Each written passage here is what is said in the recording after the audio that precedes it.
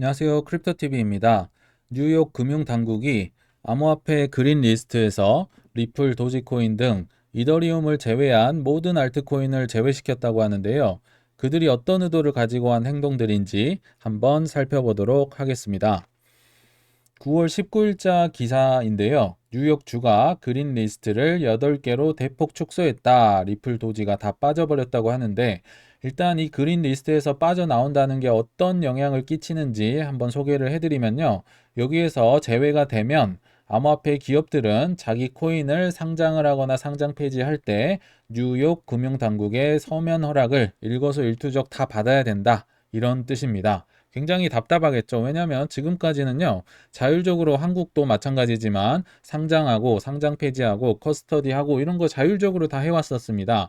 근데 이제 10월 20일자 이후로는 여기 그린 리스트에 있는 8개 빼고는 모든 비트와 이더를 제외한 모든 알트코인이 새롭게 뉴욕 금융 당국에 가서 상장 폐지할 때는 어떤 리스크가 있고요. 고객 보호는 어떻게 할 거고요. 뭐 절차는 어떻게 되고요. 이거를 허락을 받아야 된다는 겁니다.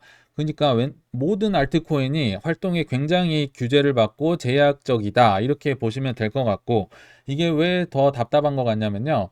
당초 그린 리스트에는 25개나 되는 코인들 웬만한 거 다 들어가 있었어요. 뭐 이더리움 클래식, 비트코인 캐시, 라이트코인, 그리고 아까 말씀드린 리플, 도지 이런 거 다 들어가 있었는데요. 지금은 업데이트된 8개 빼고는 전부 다 규제를 받는다. 제약적이다 보시면 되겠습니다. 그러면 8개가 도대체 뭔가 한번 알아보시면 비트코인과 이더리움은 들어가 있어야겠죠. 왜냐하면 규제하고 싶어도 할 수가 없으니까요. 그리고 그 외에 나머지 6개를 보면요. 뭐 거의 비인기 스테이블 코인들입니다. 제미니 달러, GMO yen, GMO US 달러. 뭐 GMO는 참고로 일본의 스테이블 코인 만드는 기업입니다. 그리고 팍스 골드, 팍스 달러, 페이팔 달러. 뭐 최근 생긴 페이퍼 달러를 제외하고는 뭐 거의 들어볼 일도 없고 우리는 쓸 일도 없는데요. 요런 비인기 스테이블 코인을 왜 여기다 넣어 놨을까? 그러니까 여기만 이제 괜찮고 나머지는 다 규제를 한다. 뉴욕이 왜 이러고 있을까? 답은 뒤에서 좀 말씀을 드리고요. 일단 뉴욕 규제 당국의 행보를 좀만 더 말씀을 드려볼게요. 우리 다들 기억나시겠지만 23년 3월 달에 시그니처 뱅크가 파산을 했었죠. 근데 이때도요, 뉴욕 금융당국과 큰 연관이 있었습니다. 바로 뉴욕 금융감독청장 해리스라는 분이 나와서 크게 기자회견을 했던 기억이 나는데요. 시그니처 뱅크의 파산은 코인과 무관합니다. 여러분, 굉장히 기사가 크게 헤드라인으로 해서 나왔었고요. 많이 퍼져 나갔었습니다. 왜 그랬냐면요. 이때 당시 무슨 소문이 있었냐? 시그니처 뱅크는 사실 멀쩡했는데 위험하지도 않았는데 이제 규제 당국들이 코인을 싫어하기 때문에 정치적으로 친코인 이제 뱅크까지 원 플러스 원으로 묶어서 거의 파산 당했다. 파산 당하게 해버린 거죠. 원래는 파산할 게 아니었는데 이런 인식이 소문이 있었거든요. 그러니까 이분이 나와서 지금 해명을 하고 있는 겁니다. 이 파산은 코인과 관련된 게 아닙니다, 여러분. 파산이 코인과 관련됐다는 건 매우 잘못된 생각입니다. 여기서부터 굉장히 재밌습니다. 한번 집중을 해보시면 3월 10일 뱅크런 전날, 당일도 아니고 전날입니다. 주목을 해주시고요.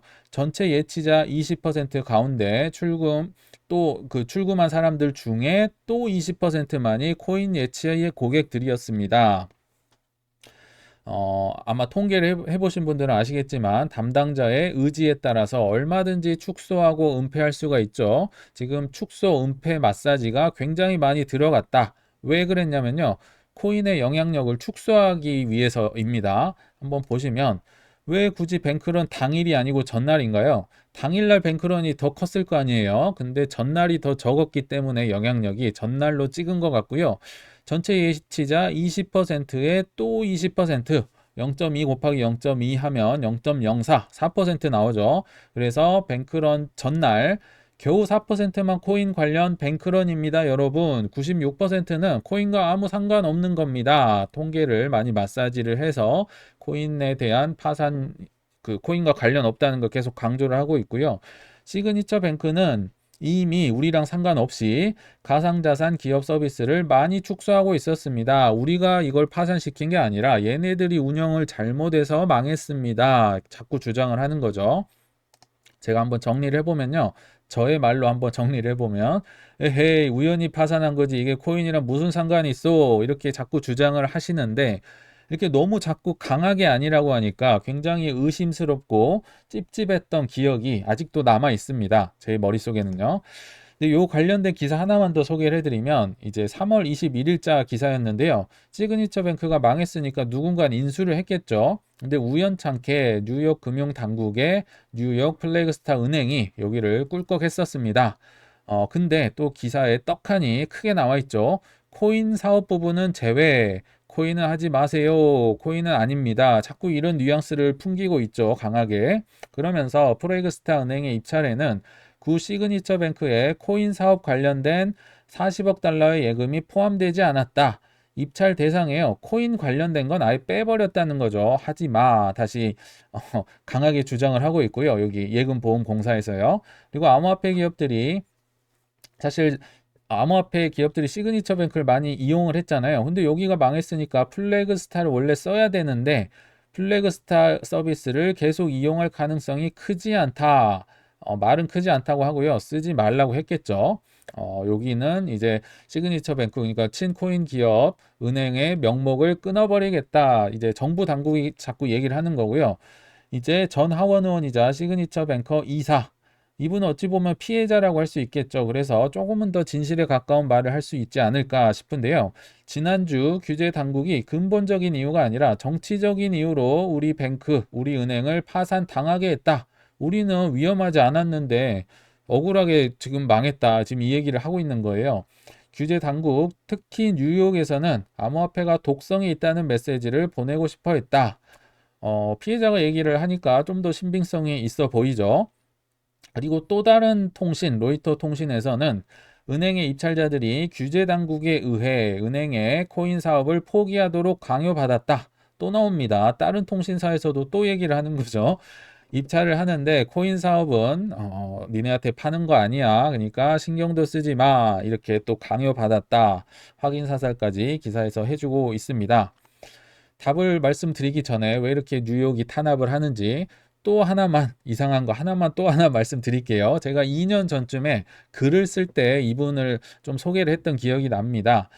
바로 뉴욕 시장 에릭 애덤스라는 분인데요.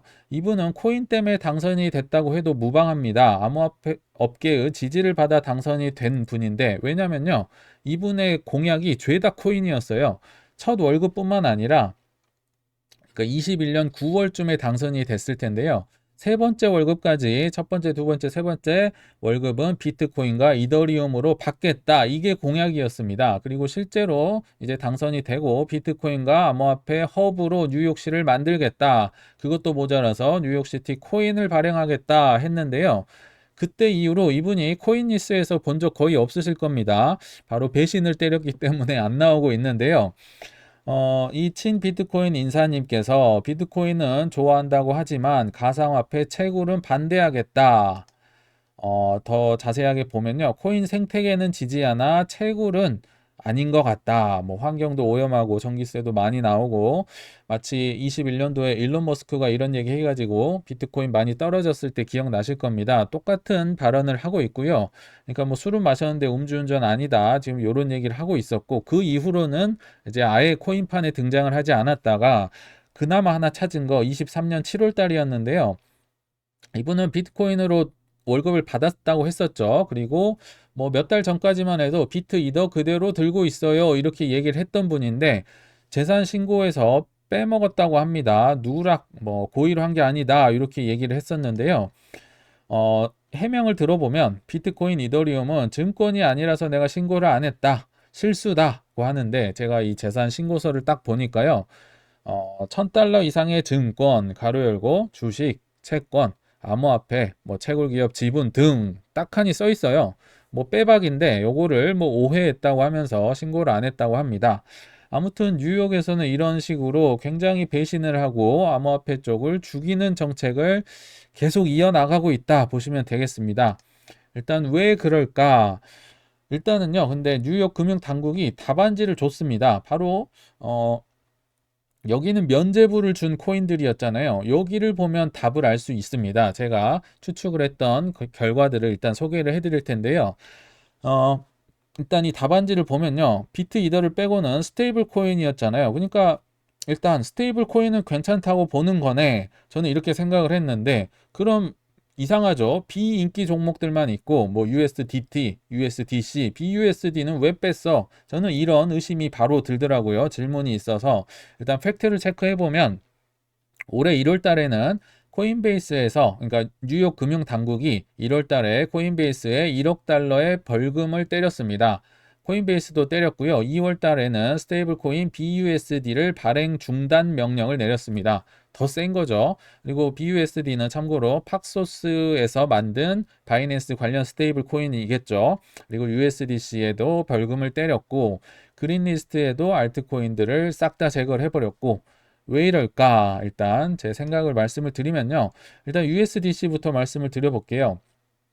여기는 대놓고 뒤에 서클사가 있잖아요. 그리고 그 뒤에는 블랙락과 골드만삭스 등 코인에 베팅했던 월가 기업들이 즐비하게 포진을 하고 있는데요. 만약 USDC를 여기에 넣으면 어떤 효과가 발생될까요? USDC가 많이 쓰이면 쓰일수록 암호화폐 생태계가 성장하고 코인 쪽이 발전을 하는 역효과가 나겠죠. 뉴욕 금융당국 이제 코인을 탄압하는 입장에서 보면요. 그래서 빼지 않았을까 싶습니다. BUSD도 마찬가지죠. 바이낸스 스테이블 코인인데 바이낸스는 뭐 거의 세계 독점 기업인데다가 중국까지 묻어 있는데 당연히 더 이 뉴욕에서 이렇게 허용을 해줄 리가 없겠죠. 그래서 이런 걸 보시면 일단 말 잘 듣는 스테이블 코인 그리고 비트코인, 이더리움 빼고는요 싹 다 잘라버렸다. 싹 다 규제를 하고 싶다. 이걸 제가 알 수가 있고요.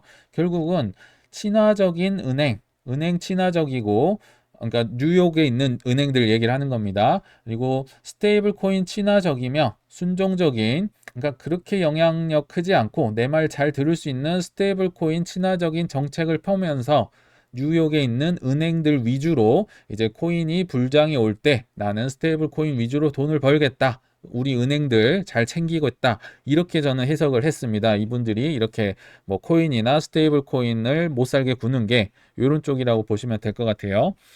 그래서 결론에 왔는데요. 영상을 요약을 해보자면 첫째, 뉴욕 금융당국은 미래에 내 관할 은행들이 스테이블 코인 예치 등을 통해서 큰 돈을 벌 준비를 해놨다.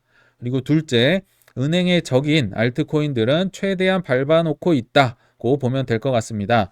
뉴욕 당국은 알트코인 규제에 집중하는 SEC와는 다소 다르게 은행과 스테이블 코인 친화 정책을 펴면서 비교적 쉽고 단순하게 미래 먹거리를 준비하는 모습입니다. 그래서 우리가 SEC와 뉴욕 금융 당국과 같은 배를 타기 위해서는 비트와 이더리움의 투자 비용을 조금씩 높여가는 것도 한 방법이지 않을까 싶은데요. 투자 전략을 세우시는데 오늘 영상이 도움이 되셨길 바라겠습니다. 시청 감사합니다.